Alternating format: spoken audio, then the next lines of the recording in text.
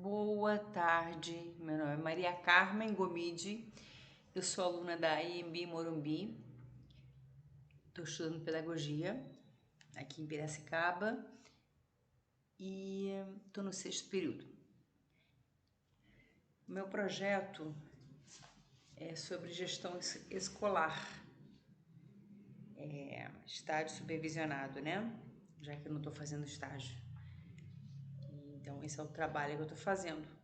Inovação e criatividade, o uso das TICs, né? Tecnologia, Informação e Comunicação, durante a pandemia, antes e depois, né? O quanto elas são essenciais na vida escolar, do dia a dia, de qualquer pessoa.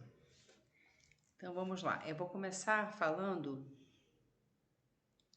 sobre o que é criatividade. É buscar liberdade dentro de nossas limitações, gerar ideias diferentes que possam melhorar a minha vida e das pessoas que me rodeiam. Vamos transformar ideias criativas em realidades tangíveis. Essa é a nossa meta. Mas para começar, eu fiz uma entrevista com a Marisa, que é gestora da Escola Liceu em Piracicaba. Meu filho estudou nessa escola e, portanto, eu conheço. Ela foi muito legal de poder responder algumas perguntas que eu fiz para ela sobre o papel de gestor diante das ações escolares desenvolvidas ao longo da pandemia. Então, temos 6 perguntas aqui. A entrevista foi no dia 14 de junho. Primeira pergunta: como fazer a gestão de uma escola sem alunos fechada por conta da pandemia? Bom, a Marise respondeu o seguinte: primeiramente, a escola procurou o Instituto PSEG, especialista em ensino à distância, que capacitou os professores, providenciou monitores de classe e a gravação de todas as aulas, para que os alunos recebessem tudo com maior qualidade. Todos os atendimentos aos pais e aos alunos aconteceram através de mensagens por e-mail, por telefone ou até por WhatsApp, seja através de coordenadores pedagógicos, funcionários, pelos professores, até mesmo pelos mantenedores. Reuniões com os pais eram feitas online. Pergunta número 2. Quais são os impactos na gestão escolar no período do isolamento social? Sem dúvida, é bem difícil a falta de encontro presencial.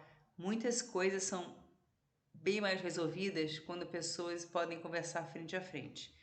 Tentamos aliviar isso atendendo aos pais por videoconferência, insistindo nos telefonemas quando os e-mails demoravam para serem respondidos, inclusive atendimento para novas matrículas e entrevistas com alunos novos foram feitos dessa forma. As reuniões com funcionários e professores eram feitas semanalmente, também online, para alinharmos tudo que fosse necessário. Pergunta número 3. Quais medidas a escola desenvolveu para atender aos alunos? Os alunos tinham aulas com transmissão simultânea todas as manhãs, podiam abrir suas câmeras e microfones e interagir com os professores. Continuaram a ter plantões de dúvidas da mesma forma. Eram atendidos pelo WhatsApp para sanar qualquer tipo de dificuldade em relação a exercícios ou tarefas, links para simulados ou provas, atendimento individual para fazer as suas inscrições ou no Enem ou nos vestibulares. Pergunta número 4. Como foi e será planejar o retorno das aulas? Para o retorno das aulas presenciais, utilizamos ambientes maiores como salas de aula, anfiteatros, quadras, salas de jogos, garantindo o distanciamento de 1,5 metros entre as carteiras dos alunos.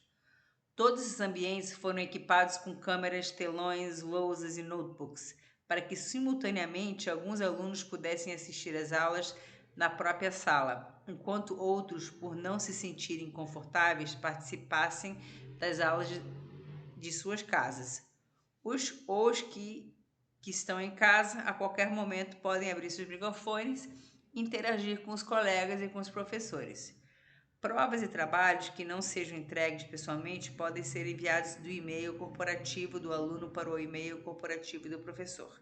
Livros e material didático podem ser retirados na portaria de escolas, além da possibilidade do livro digital que nosso portal disponibiliza.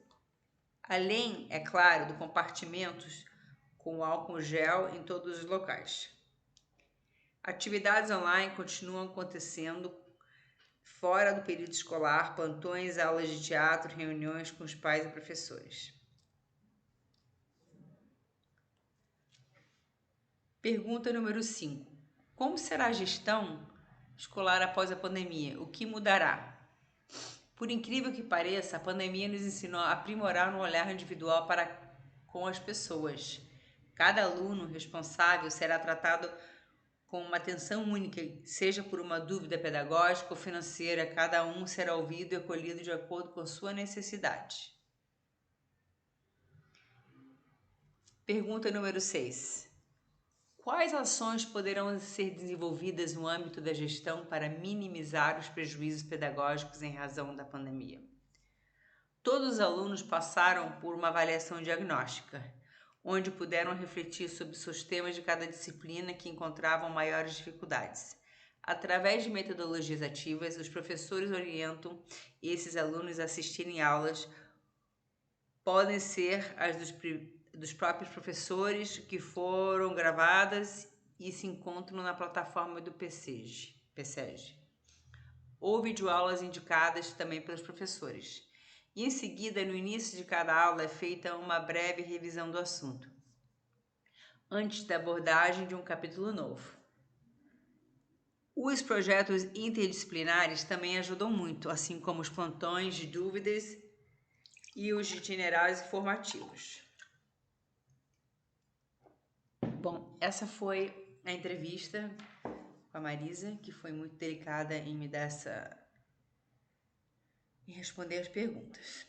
Voltando para a minha apresentação, vamos falar um pouco de criatividade e inovação. Você está preparado para se aventurar no mundo de criatividade e inovação? É tudo uma questão de prática, de capacitação e de desejo. A inovação é a implementação da criatividade. O que é a cultura da inovação? É o comportamento de um grupo social baseado na ação e implementação de ideias criativas que são alcançadas graças a hábitos e valores focados em ousar, pensando e agindo criativamente e diferentemente. Temos que pensar fora da caixa hoje em dia para nos destacarmos. O que é criatividade? É buscar a liberdade dentro de nossas limitações. É gerar ideias diferentes que possam melhorar a minha vida e das pessoas que nos rodeiam. Vamos transformar ideias criativas em realidades tangíveis. O que é inovação? Como eu falei antes, é a implementação da criatividade. A habilidade criativa, nosso cérebro tem dois hemisférios, o lado racional e o criativo. O racional é o nosso lado analítico, que é o lógico, que é o racional, que é o sequencial, é o focado em detalhes analíticos, né? Que é focado em detalhes, né? Que seria o analítico. E a parte criativa, que é o outro lado do cérebro, é intuitivo, é resumido, é subjetivo, é focado no todo, é randômico, é holístico. Então, temos dois lados que podemos trabalhar do cérebro. Como eu falei antes, a cultura da inovação é o comportamento de um grupo social baseado na ação e na implementação de ideias criativas, que são alcançadas graças a hábitos e valores focados em ousar. Temos que ousar, pensar, agir criativamente e diferentemente o tempo inteiro. Então, vamos tentar transformar ideias criativas em realidades tangíveis. Eu peguei 2 países como exemplo para falar um pouco da cultura da escola, como são os professores no Japão. Como é que eles fazem no Japão? Eles trabalham muito a motivação da criança com atividades lúdicas e isso torna eles mais criativos. A educação no Japão é considerada uma das melhores do mundo por causa da maneira como se ensinam os assuntos e como os professores agem perante os seus estudantes. Eles têm muito respeito ao professor no Japão. Bastante. É uma das professores mais nobres que tem lá. São muito bem respeitados e remunerados. Na Finlândia também é um país rico, novo, que a educação é diferenciada. Então, como o secretário da Educação da Finlândia disse, a educação é a chave para o desenvolvimento de um país.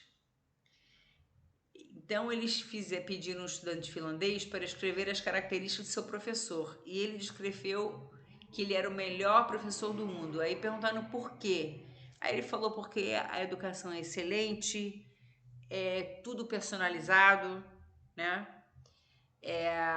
Materiais de trabalho de excelente qualidade, bem criativos, e estão sempre encarregados de transformar. E, obviamente, temos as variáveis da parte socioeconômica, né? É um país rico. Ser um professor na Finlândia ser professor. Professores finlandeses consideram uma honra nacional ser professor na escola primária, porque acreditam que a educação é a chave para o desenvolvimento de uma nação. O trabalho do professor é muito importante e impacta diretamente nossa sociedade. Isso para o mundo inteiro, né? Professores inovadores. Se você pedisse a seus alunos para fazerem uma lista com 3 características que lhe definem como professor, o que você acha que eles escreveriam? O que vocês acham? Espero que coisas boas, né? Grandes nomes que colocaram em prática com o conceito de criatividade, como Walt Disney, Steve Jobs, Richard Branson e Júlio Verne. Vamos falar um pouquinho sobre eles agora. E você, como um professor? Como todas as pessoas podem inovar. Você pode adquirir as habilidades, as pessoas não nascem inovadoras, elas tornam-se inovadoras. Então vamos falar um pouco desses grandes nomes aí. Richard Branson é o dono da Virgin, é líder mundial no mundo da música e entre outras áreas também. Ele é empresário revolucionário, um excelente exemplo de redefinição de negócios. Ele disse: envolva seus sentimentos com o seu trabalho. Seus instintos e emoções estão aqui para lhe ajudar. O Walt Disney foi o criador do Mickey Mouse e outros personagens.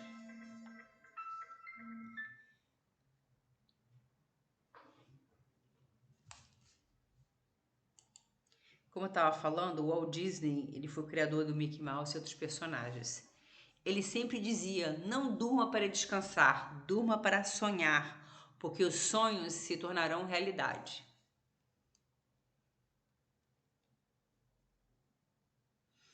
Steve Jobs, fundador da Apple, facilmente reconhecida por sua famosa maçã, ele dizia: não fomos os primeiros, mas seremos os melhores, porque a inovação é o que distingue o primeiro dos demais. Jules Verne foi um visionário. Ele dizia: tudo que eu invento, tudo que eu imagino, sempre parecerá pouco, porque chegará um momento em que as criações da ciência superarão da imaginação. Então, esses foram alguns dos criadores do nosso século. Agora vamos falar sobre professor inspirador. É comum ouvirmos que o bom professor é aquele que inspira. E ainda que todos concordem.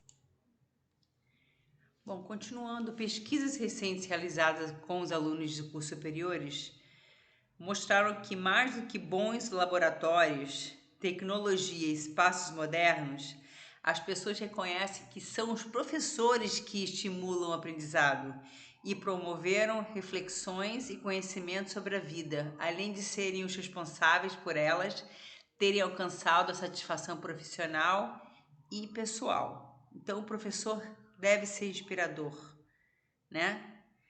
É isso. Ele não é somente nos níveis superiores que isso acontece. Quer dizer, não é somente nos níveis superiores que isso acontece. Ao longo da educação básica, os professores podem despertar o melhor de cada aluno e encorajar que faça as melhores escolhas. O olhar de cada aluno como um ser com potencial para aprender e para realizar boas escolhas para a sua vida, assim como ajudá-los nesse percurso, a despeito das condições muitas vezes adversas, como problemas de infraestruturas, baixos salários, de trabalho difíceis, são características de um professor inspirador. Este é o professor de que a sociedade e o mundo precisam, aquele que inspira e é capaz de formar estudantes potentes para lidar com todos os desafios que se apresentam no dia a dia, que conseguem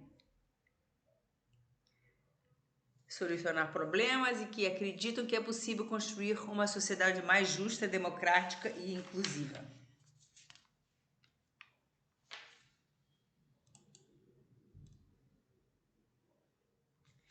Bom, resumindo, pessoas inovadoras, elas têm que ser disciplinadas e apaixonadas pelos que fazem e têm que assumir os riscos. Sabem que um processo criativo passa por etapas de bloqueio e que é preciso superá-las. Entendem que a inovação não é só a tecnologia que está ao alcance de todos, né? Muitas não têm esse acesso.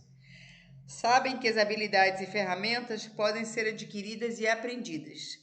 Não se confortam em apenas ser criativas, em outras palavras, apenas produzir boas ideias. Elas agem e implementam as suas. Bom, e para fechar esse ciclo de inovação, a gente encoraja você a implementar a cultura da inovação em sua escola. Você está preparado para se aventurar no mundo da criatividade e inovação? Eu espero que sim. Então a gente vai entrar agora sobre as TICs, né? Tecnologia, Informação e Comunicação. Vamos falar um pouco da internet, o www famoso, né? O que é a internet? O que pode ser definida como uma rede de redes de comunicação interligadas, que compartilham informação por meio de páginas e sites. O que é a internet para você? Você acredita que ela pode melhorar o seu ensino? Bom, características da internet. É universal, é fácil de usar, é livre, é integradora, né? Bom, universal, o que quer dizer com universal? Universal pode ser utilizada praticamente em qualquer lugar do mundo. Muito fácil de usar, não é necessário ter conhecimentos técnicos para usar. Livre, você pode usar a internet e expressar suas opiniões. A rede é criada entre todos, né? Integradora, a informação pode ser acessada e muito variada e reflete diferentes pontos de vista. Elementos, que conjunto de elementos é necessário para ter a internet? Quais são esses? É o provedor, a conexão, o terminal, o modem, o navegador. Cada um tem sua função. O provedor é a empresa que fornece a conexão da internet. A conexão permite o terminal se comunicar com a internet. A conexão é estabelecida de uma linha ou cabo telefônico e também via Wi-Fi. O modem é o dispositivo que conecta o computador à linha telefônica. Também pode se dispor de Wi-Fi, que permite conectar dispositivos sem usar cabos, né? O terminal pode ser um computador, um notebook, um celular, um tablet. E o navegador, que é o programa que permite pesquisar e acessar sites contendo informação disponível na internet. E como você acessa isso tudo? Por navegador, né? Que são programas informáticos que permitem você visualizar as páginas da web, né? Hospedadas na internet, como vídeos, etc. São gratuitos, você pode baixá-los e instalá-los, né, no seu computador. E é sempre importante você baixar a última versão deles. E alguns navegadores são Internet Explorer, Google Chrome. E temos os buscadores, que são também programas informáticos que permitem visualizar as páginas da internet e são gratuitos. Recursos. Dependendo do uso de cada pessoa, a internet tem diferentes funcionalidades ou tudo de uma vez só. Ele é meio de comunicação. Você pode falar via WhatsApp, por e-mail, por Skype, por Zoom. Hoje em dia, com a pandemia, as reuniões de trabalho, de amigos, é tudo via online, né? Tem vários programas, Google Meets. É uma fonte de informação. Se você está buscando alguma informação, está lá no Google ou outras plataformas, como também quer fazer uma pesquisa bibliográfica, e existem vários programas e lugares para você fazer suas pesquisas acadêmicas. E é uma ferramenta de trabalho. Ferramenta de trabalho já há anos já é uma ferramenta de trabalho, né? A gente usa o computador para trabalhar, o notebook, até o celular hoje em dia é muito usado, né? Usos. O que se pode fazer com a internet? A gente busca informação, escuta rádios, assiste vários vídeos no YouTube, a gente acessa banco de dados, compartilha documentos de recursos educacionais, se comunica via e-mail, chats, fóruns, e é isso. E trabalha e cria em equipe por meio de projetos colaborativos também. Bom, selecionar informação, seleção de informação. Por tudo que a internet oferece, é imprescindível ter critério para selecionar de forma eficaz a informação. Por exemplo, que tipo você precisa e para que essa informação, né? É muito importante você saber isso. Você tem que especificar a sua pesquisa indicando se precisa de artigos, opiniões e links, né? O autor, ao acessar alguma informação, você tem que saber se assegurar que aparece o nome do autor, avaliar os conhecimentos e experiência dele sobre o assunto e verificar se o conteúdo é realmente o que procura. E a página web? A página web, observe que é atualizada com frequência. Avalie se está dirigida ao público em geral ou pessoas especializadas no assunto. E caso ofereça links para outras páginas, verifique se funcionam. Então temos que tomar muito cuidado com as informações, porque tem muita fake news hoje em dia, né, na internet. Temos que saber as nossas fontes corretas.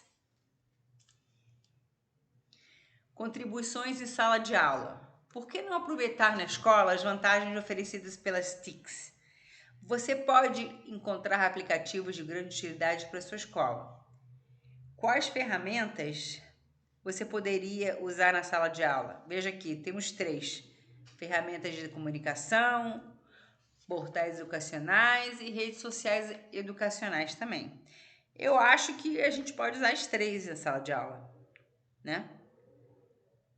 De maneira correta. Ferramentas de autoria. A internet oferece as chamadas ferramentas de autoria, que são fáceis de utilizar para criar atividades que possam ser aplicadas em sala de aula. Professores podem criar fácil e simplesmente conteúdos educacionais adaptados às suas necessidades. É importante compartilhar experiências e recursos que você produziu com o resto da comunidade educacional. Interação nas TICs. Vamos lá. Níveis de integração, né? Como estão integradas as TICs nas escolas de sua região? Parece adequado? O que você alteraria? Bom, aprender sobre as TICs, né?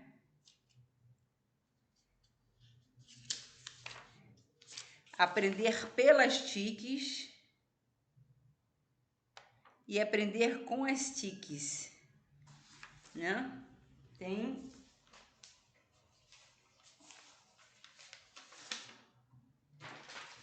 só um momentinho. Vamos lá, aprender sobre as TICs. A integração implica letramento digital, em geral na sala de informática. Os alunos realizam tarefas pontuais e o objetivo é o que aprendem a usar o computador, o teclado, o mouse, algum tipo de software. Não estão integrados ao trabalho diário nem servem de apoio metodológico.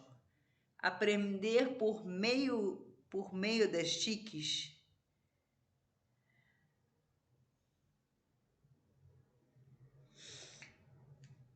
a integração implica aplicativo específico, já que o docente utiliza TIC na sala de aula ou no canto do computador. Trabalha-se de forma individual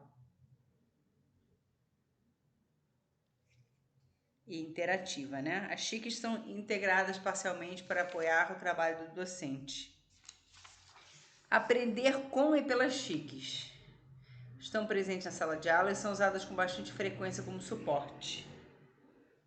A sala de aula dispõe de quadro digital e de alguns computadores que são utilizados para preparar apresentações em grupos, por conteúdos. O processo de ensino melhora, muda alguns aspectos metodológicos, mas não é feita uma integração total. Aprender com as TICs é feita de uma maneira integral, não apenas na sala de aula, mas também em toda a escola, no projeto educativo da escola. As TICs são consideradas ferramentas de trabalho habitual, um instrumento cognitivo que se utiliza em todas as áreas de trabalho. Empregam-se novas metodologias e estimula-se a participação ativa dos alunos. Vamos lá. Vantagens do uso da internet. Aumenta a motivação e interesse, permite a interação entre escola, família, alunos, sociedade, mundo afora, né? Até outros países, né? Globalizado, uma coisa global. Oferecem feedback imediato, facilita a comunicação, permite a maior autonomia, né? O aluno fica muito mais autônomo, aprende mais e melhora as competências, expressão e criatividade. Bom, temos também uma coisa mais específica que se chama vantagem de M-Learning, que é o Mobile Learning, que é aprender pelo celular. Muita gente não tem computador, mas tem celular e faz tudo pelo celular, né? É adaptável, permite acesso à aprendizagem a pessoas que por certas circunstâncias não podiam. Pois é. É flexível, permite o aluno decidir quando e como estudar, em qualquer lugar, né? É onipresente, professores e alunos podem usar o ambiente tecnológico em qualquer lugar. É seleto, o aprendizagem é à la carte. E é compartilhado, possibilita uma aprendizagem colaborativa. Bom, dicas práticas. Concretizar e definir objetivos e necessidades educativas. É importante escolher a tecnologia em função das necessidades educativas, não o contrário. Então, nós temos que ver a necessidade primeiro para depois escolher que tecnologia vai ser usada, né? Experimentar a tecnologia antes de integrá-la. Um passo prévio para a implementação total das TICs na sala de aula é que os docentes testem as ferramentas. Você tem que ter um bom domínio, né? Implementação gradual. As TICs devem ser integradas na escola e na sala de aula de forma progressiva. Do contrário, pode produzir ansiedade e estresse. Rede de aprendizado. Criar um espaço em que se possam compartilhar experiências, opiniões, dificuldades e sugestões. Envolver a família e os alunos. Resumindo, as ferramentas de informática oferecem a possibilidade de criar recursos educativos que possam ser usados em sala de aula para diferentes matérias e idades de alunos. Essas ferramentas podem ser utilizadas para a criação de materiais didáticos, para facilitar a gestão da escola, professor e como ferramenta de trabalho para os alunos.